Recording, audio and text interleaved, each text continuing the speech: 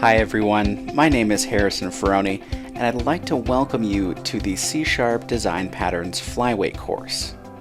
I'm a software developer and instructional author at my own little corner of the world, Paradigm Shift Development. Most days you can find me working with C# in Unity, doing a bit of freelance iOS dev, or editing technical content for the Ray Wenderlich website. Design patterns have been around for more than 25 years. In that time, they've helped many a software developer get his or her head around a difficult problem. This course is a jumping off point into the Flyweight design pattern in the C# language, so you don't need any prior experiences with design patterns to get the ball rolling.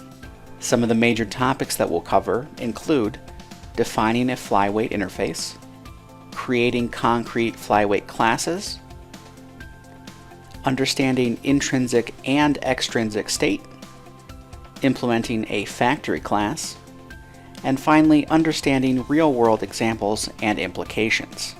By the end of this course, you'll be comfortable with identifying and analyzing practical use cases for the Flyweight design pattern, and be ready to bring the code and skills you've learned into your own C# projects.